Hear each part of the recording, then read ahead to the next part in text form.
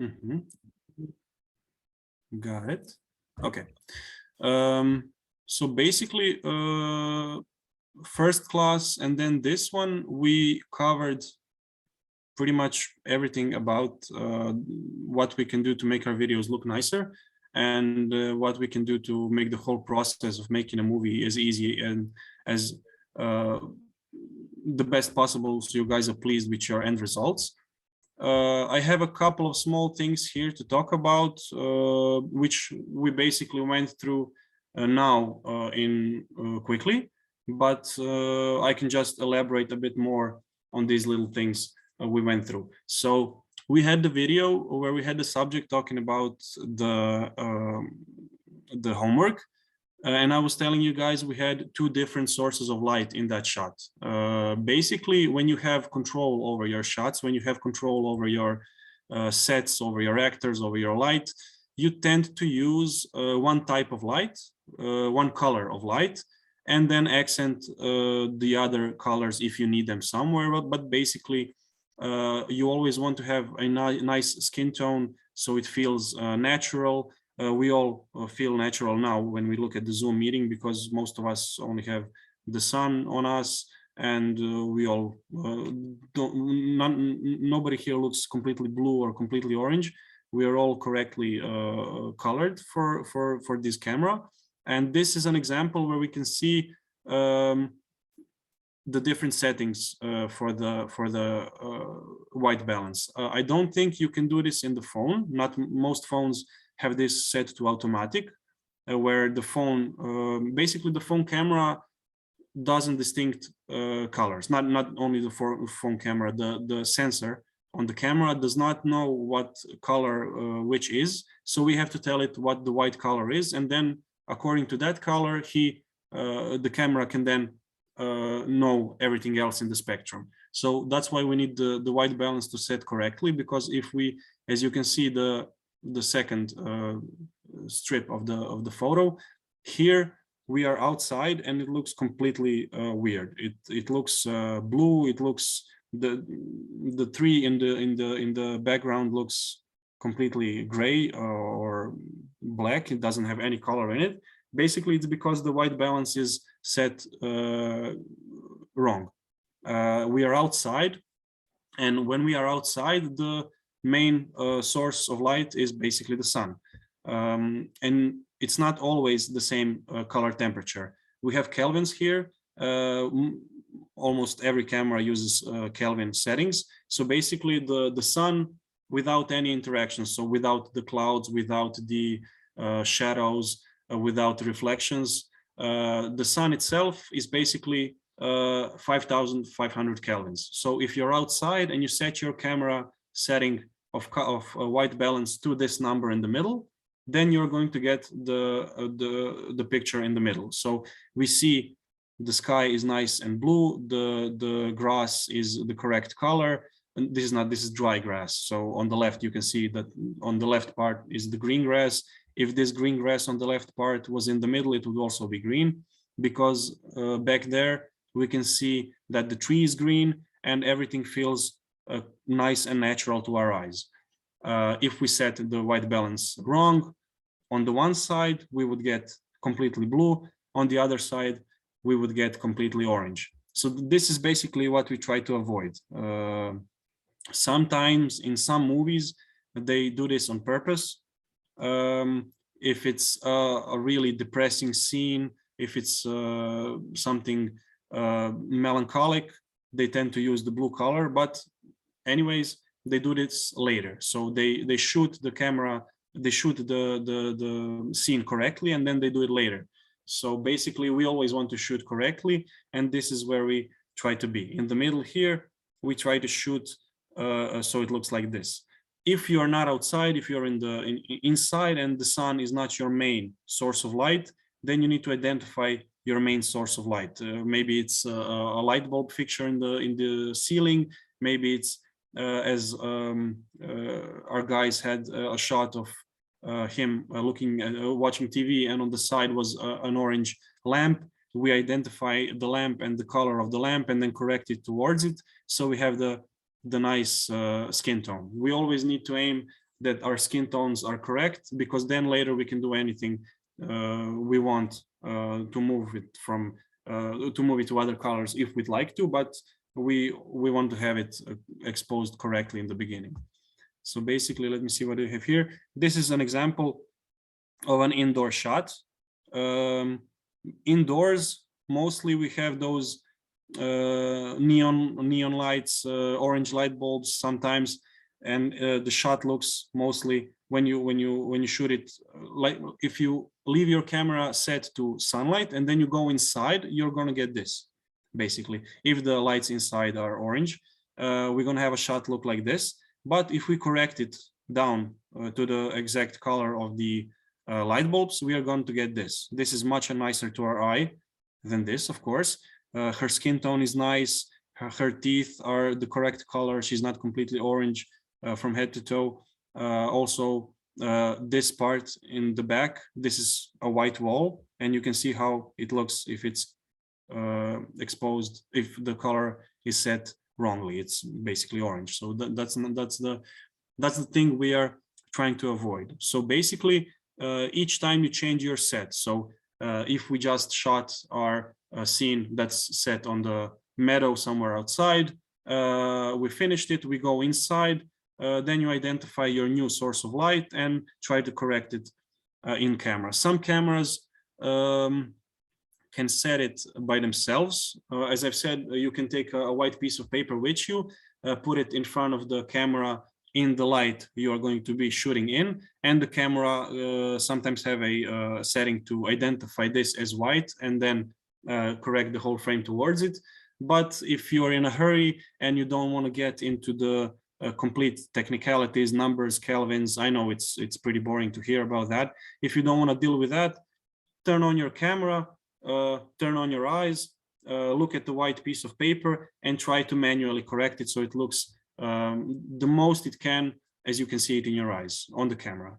The slider only goes left and right, as you can see, not here, not here.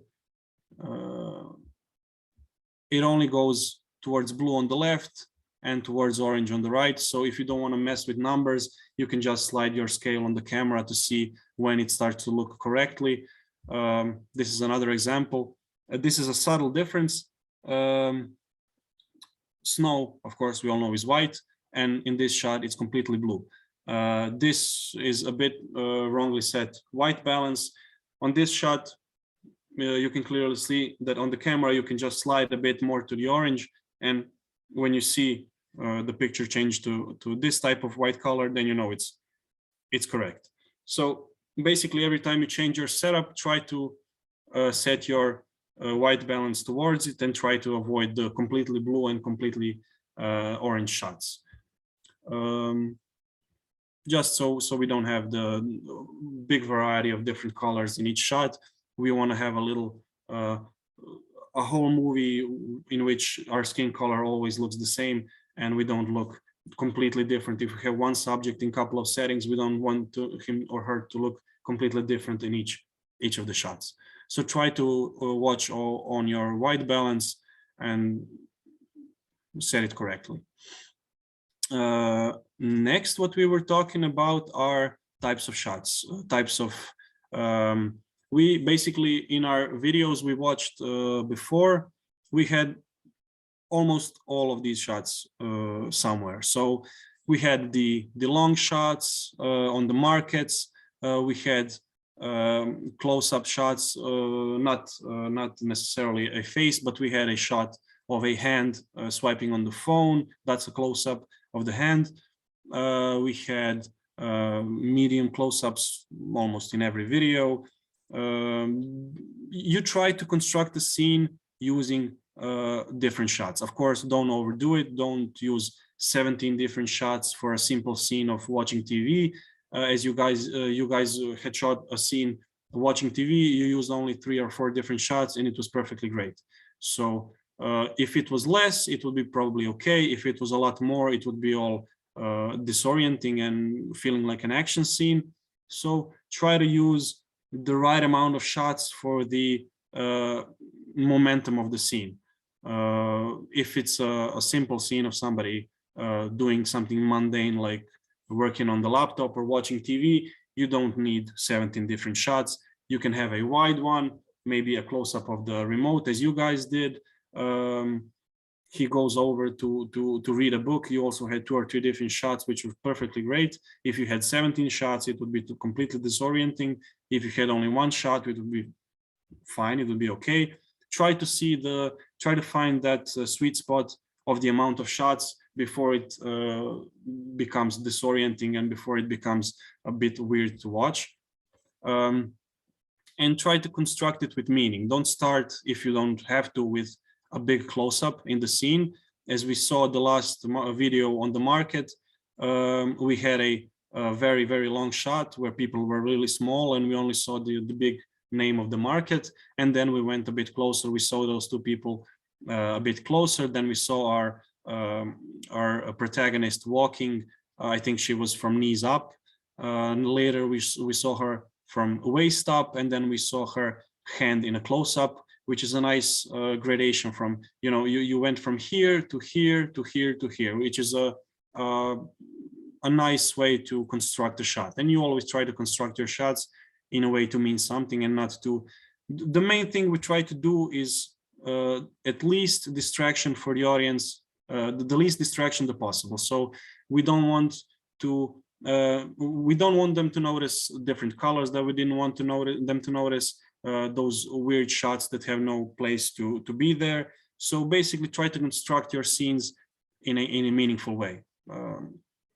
Sometimes less is the answer, sometimes less is more. So basically, if you don't know if you have enough, you probably have enough. Don't overdo it. We were also talking about screen angles, shot angles, camera angles.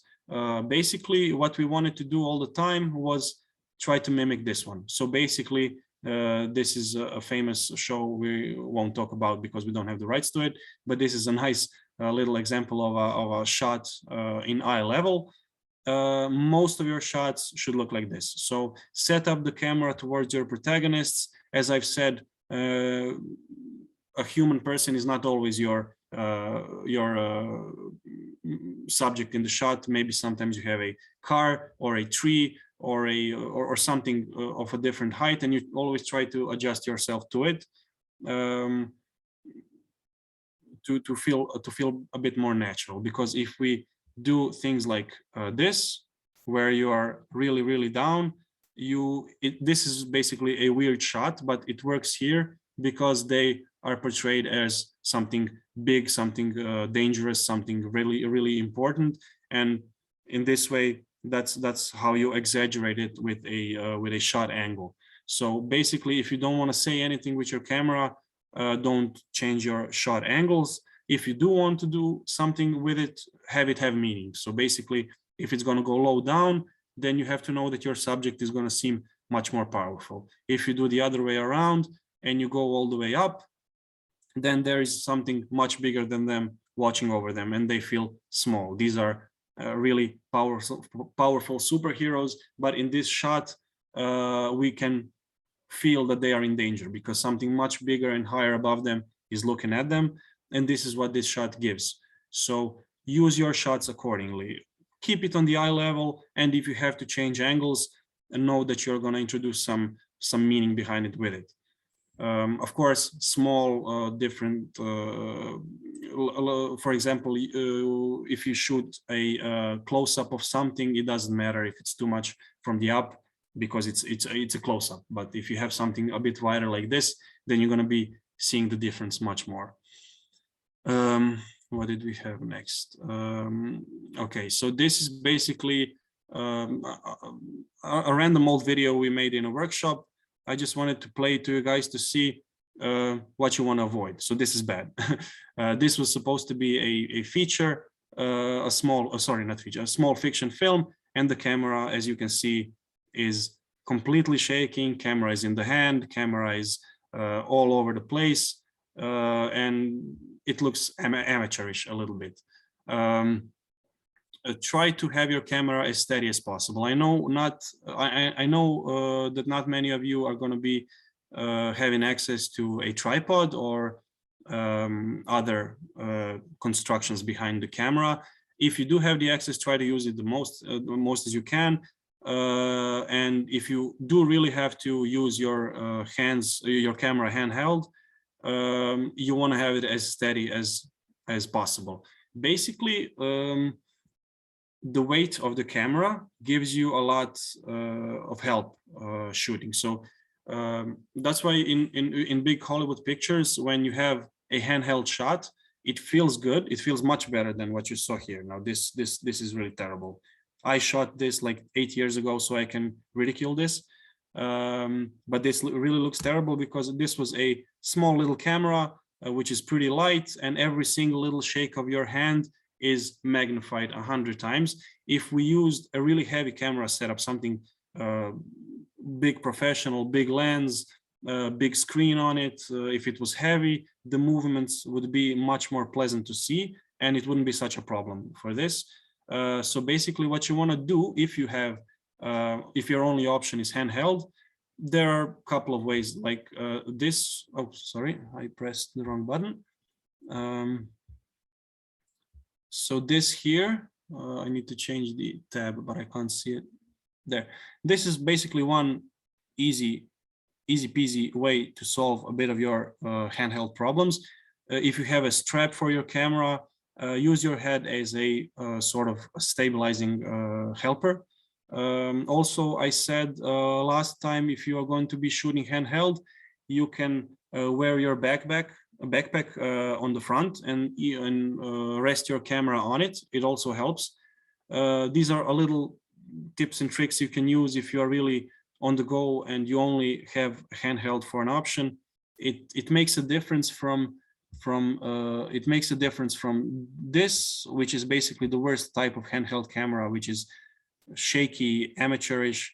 In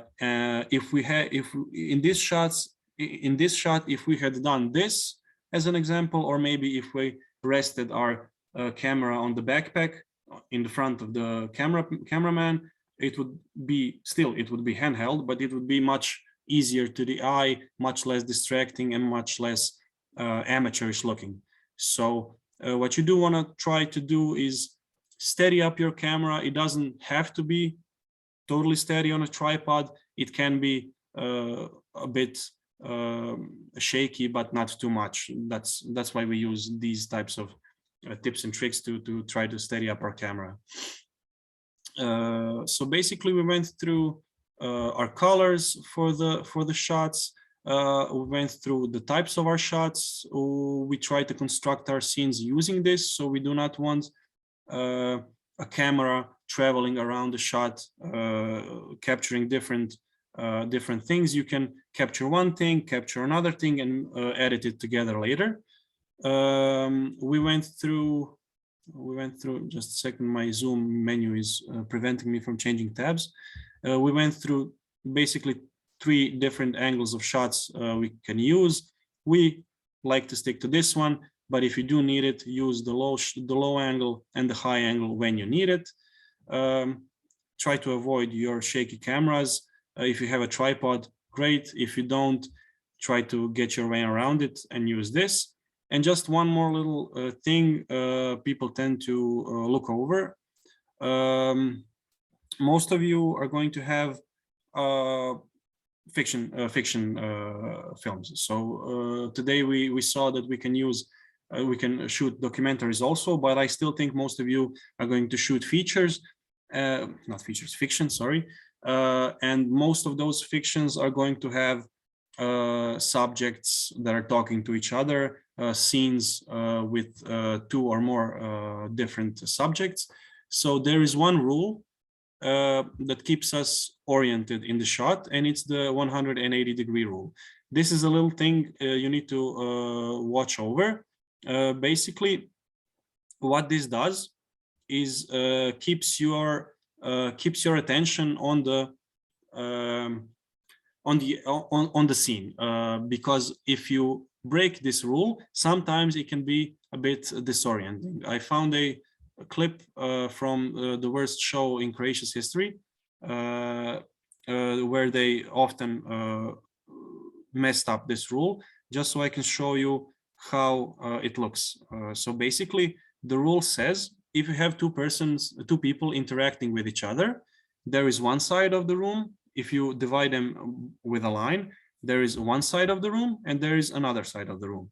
And if you want to keep the people amused with the conversation, if you want to keep the people stick to the theme of the scene, you try to keep your camera shots on one side of the room. So basically, you have the shot of this person, you have the shot of this person, you have one wide shot of both of them. But if you change on the other side, then those two people change sides in the screen. I'm going to show you what I'm talking about it here. So here, basically, let me just turn off the sound of it. It doesn't matter. Basically, here you have two people talking, and they broke the rule here. And this is how you can see it. The lady is on the left, and he is now on the right. And in the next shot, where they move the camera back on the correct side, now he is left and she is going to be right. As you can see now, they change sides, because if you draw a line between the two of them, you have two sides of the room, and instead of staying on the one side shooting the whole scene, they just threw in one shot from the other side, as you can see here. And what this does, I mean, if you do this once and nobody notices, it's probably okay. But if this happens often, it pretty much disorients people a lot, because now we have one person on the left, the other person on the right, and in the middle of the conversation, they change sides.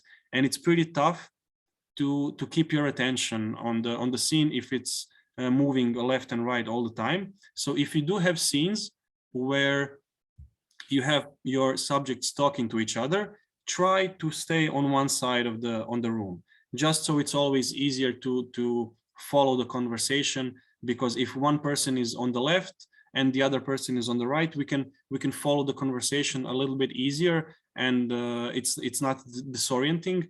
But if you start putting your camera for one shot here, for one shot on the other side, then change it back to this side, then change it back to that side, it's going to get pretty much really disorienting for the viewer to see.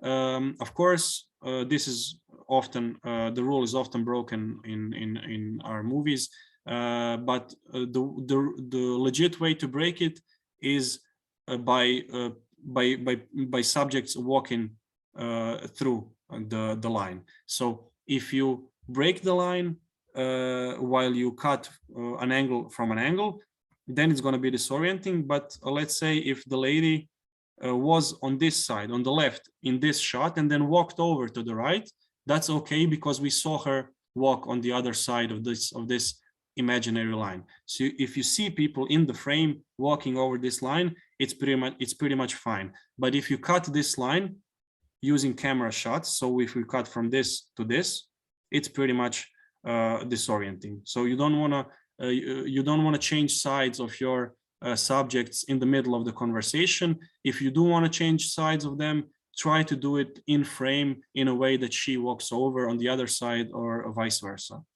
This is a little rule that keeps your actions and your scenes a bit more organized.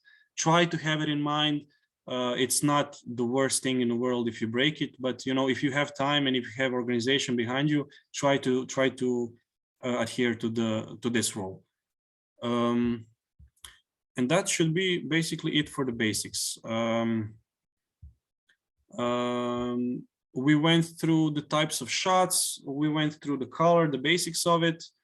You went through the script, we commented about all of your videos. In your videos, we basically covered everything I wanted to say about basics of shooting, and we had a nice example for every single one of them, which is pretty great. So this would conclude this part of it. Of course, we have a section for questions, which was about to be an hour from now, but we were pretty much quick.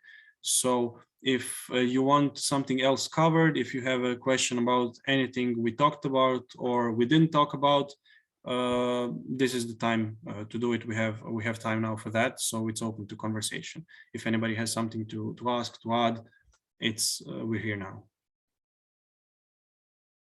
Anybody?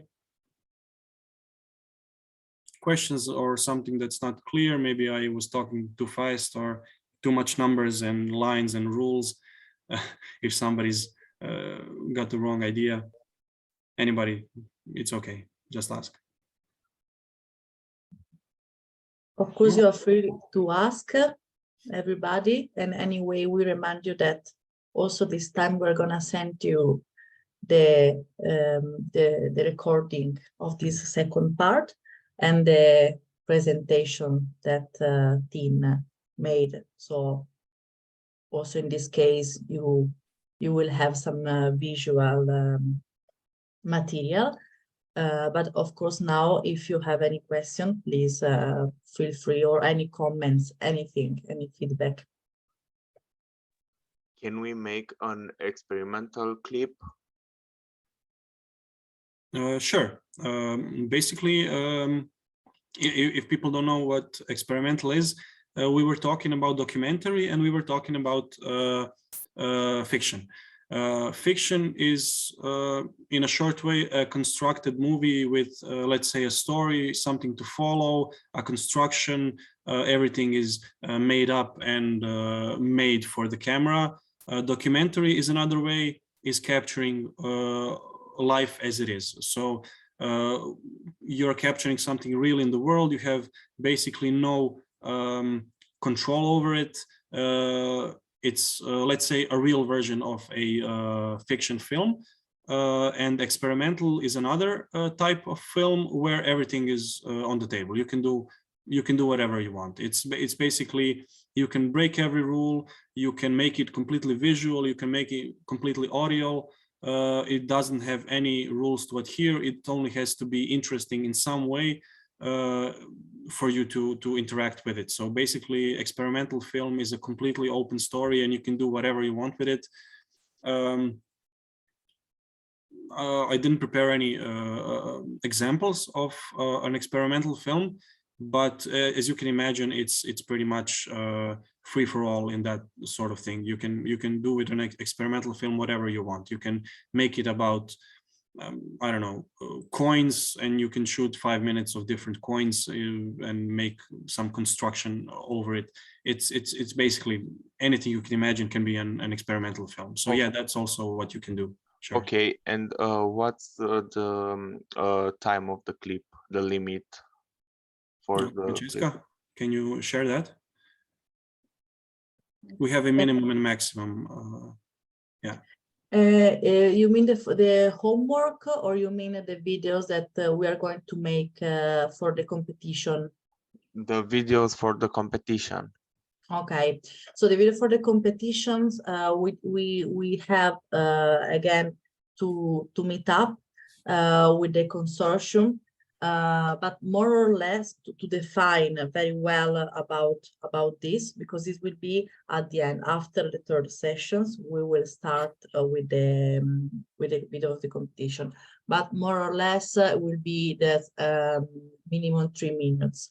But again, we will give you all the instructions to follow, because with the partnership of this project, after these 3 workshops, we have to meet again and decide very well all the steps and instructions that we are going to give it to you. So don't worry, we're gonna give it to you. We just need to agree to something for the competitions. Okay.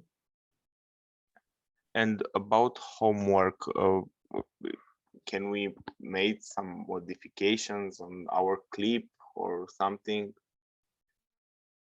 I to think add effects? Option of from Tin who wants to improve their video with the feedback that Tin gave.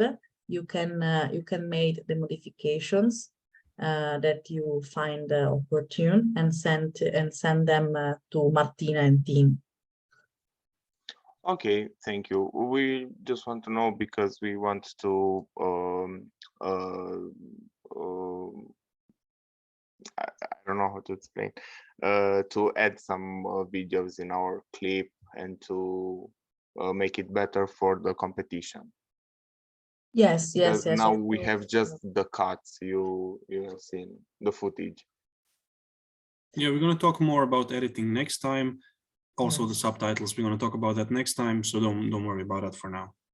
Okay, thank you very much. Yes. Now we are in a process of making some draft and just exercise, and then later on we will give you all the instructions, as well as Dean said, very important, the subtitle part, in order to realize the finance video. I mean, that will be new videos with certain topics about sustainable development goals, and we will, again, I repeat again, we will give you all the instruction, minimum, maximum, and how many videos per organization you should prepare. But we will continue giving this information. I also want to remind to everybody, please, to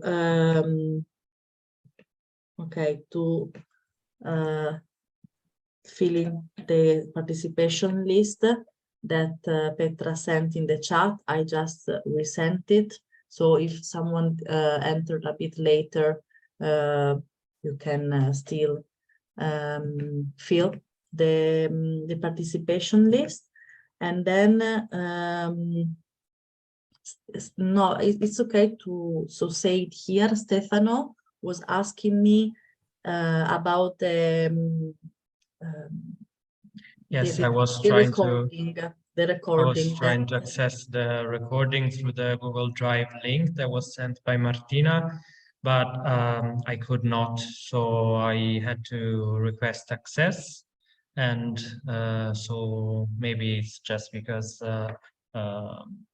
it has to be shared with our Google Mail or with our mail address. I don't know if it's just me or if anyone else had any problems with accessing last week's recording. Yeah, so Petra, I don't know if Martina can help us with this, because it's really important that if we send the recording, the participants can actually access to the recording. Petra?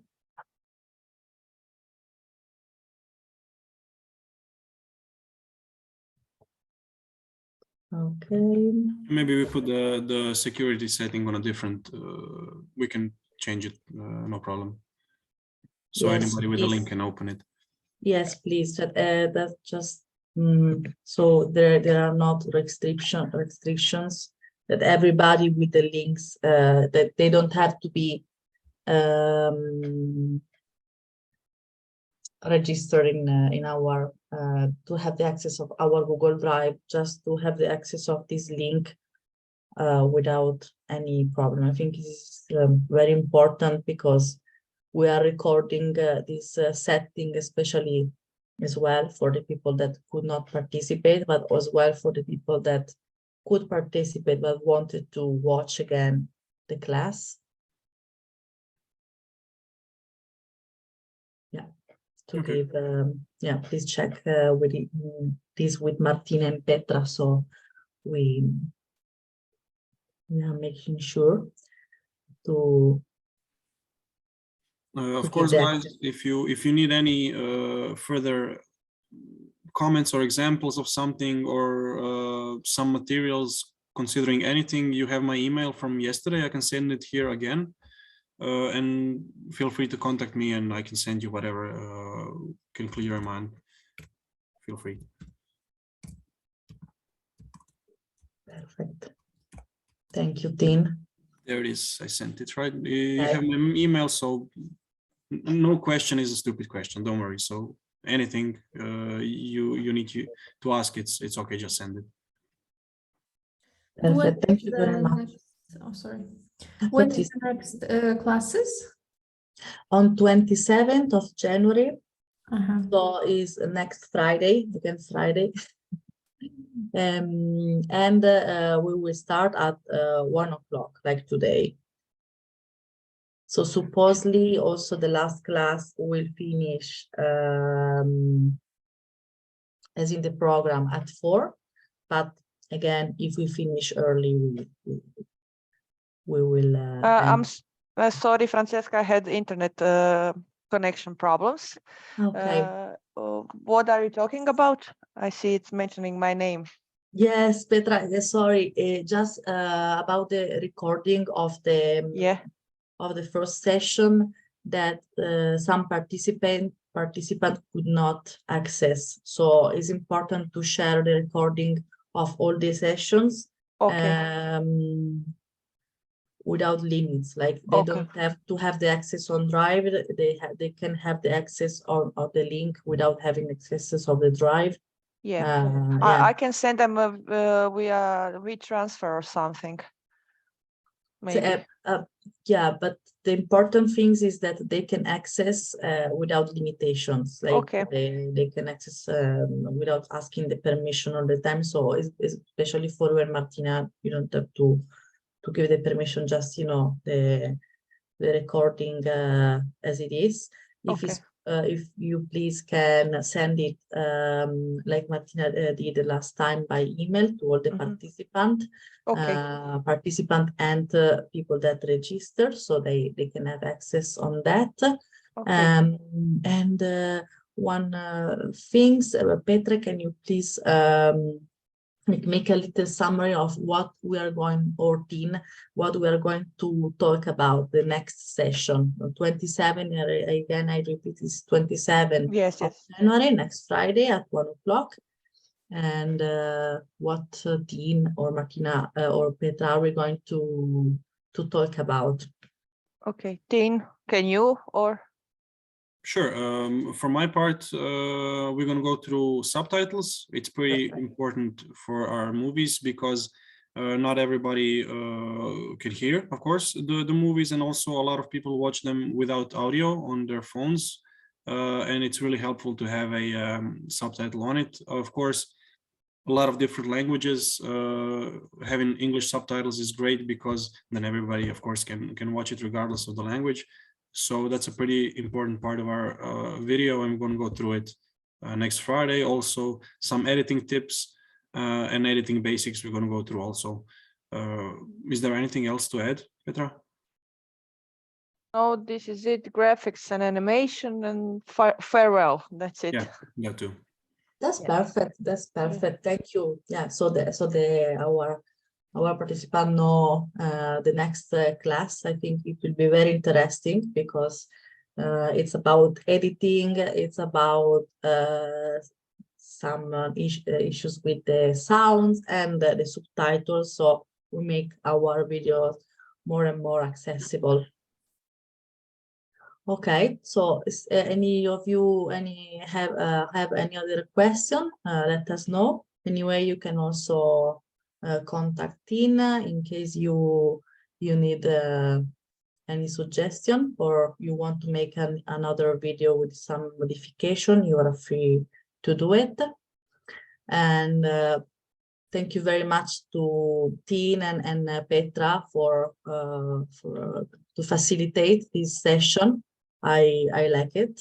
I think it was interesting because we could analyze many kinds of different videos, and you gave a nice suggestion in order to improve their skills. Our skills was not too technical, I think, and it was very complete. Everything that you were teaching. And thank you And guys thank you for very this, much. of course. Yes, thank you very much to everybody for the participation, especially for sending the homework. Thank you. Thank you very much. Tin, can you please Thank you. stay just 2 seconds? Sure. Thank you. Thank you. Bye. Thank you Thank you guys. very much. Bye. Bye. Have a nice weekend. Have a good day. Goodbye. Have a nice weekend. Ciao. Bye.